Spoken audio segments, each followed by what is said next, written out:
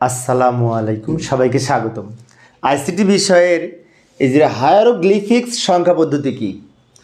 তো হায়ারোগ্লিফিক্স সংখ্যা পদ্ধতি হচ্ছে, আমরা এইভাবে লিখতে পারি সংখ্যাটা, যে খ্রিস্টপূর্ব 3400 অব্দে এই মিশরীয়রা হায়ারোগ্লিফিক্স চিহ্ন ব্যবহার করে এই সর্বপ্রথম গণনার প্রচলন শুরু করে, যাকে হায়ারোগ্লিফিক্স সংখ্যা পদ্ধতি বলা হতো।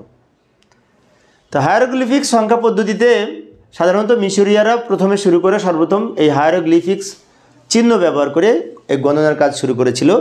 সেক্ষেত্রে এই একের জন্য একটি দাগ, এই যে আমি উদাহরণ দেখাচ্ছি, একের জন্য এটা হচ্ছে সাধারণ সংখ্যা, 1, 10, 100, 1000, 10,000, 1 লক্ষ, 10 লক্ষ বা 1 মিলিয়ন, যাই বলি না কেন।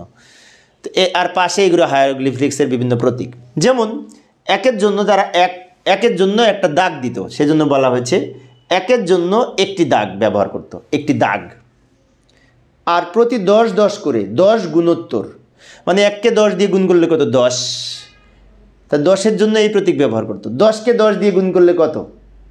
100। তো 10 গুণোত্তর করে এই প্রতীক ব্যবহার করতো 100-এর জন্য।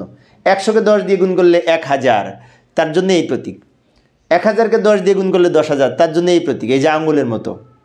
তারপর তাকে 10 দিয়ে গুণ করলে যে ব্যাঙের প্রতীক ব্যবহার করতো 1 লক্ষর জন্য। তো এই ধরনের বিভিন্ন প্রতীক তারা ব্যবহার করতো।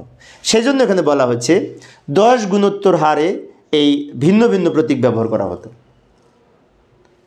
এইভাবে এই প্রাচীন মিশরীয়রা হায়ারোগ্লিফিক্স পদ্ধতিতে হিসাব সংরক্ষণ করত। হিসাবের এই লিখিত বিভিন্ন সংখ্যার প্রচলন শুরু করেছিল, যাকে বলা হয় হায়ারোগ্লিফিক্স পদ্ধতি। এখন অনেক শিক্ষার্থীর মনে হতে পারে, তো আমি তো এত ব্যাখ্যা সহ বুঝাইলাম, লিখলাম, কিন্তু পরীক্ষায় যদি আসে তাহলে কোনটুকু লিখবো 1 মার্কসের জন্য? তো 1 মার্কসের জন্য যদি আসে এইটুকু লিখব, এইটুকু। আর যদি 2 মার্কসের জন্য ব্যাখ্যা সহ লিখতে বলে, এইটুকু লিখে পাশাপাশি এরকম ব্যাখ্যা দিতে পারি। তো প্রিয় শিক্ষার্থী বন্ধুরা, শিক্ষার্থীদের জন্য আমি অল্প অল্প করে আলোচনা করি, যাতে শিক্ষার্থীরা বোরিং ফিল না করে।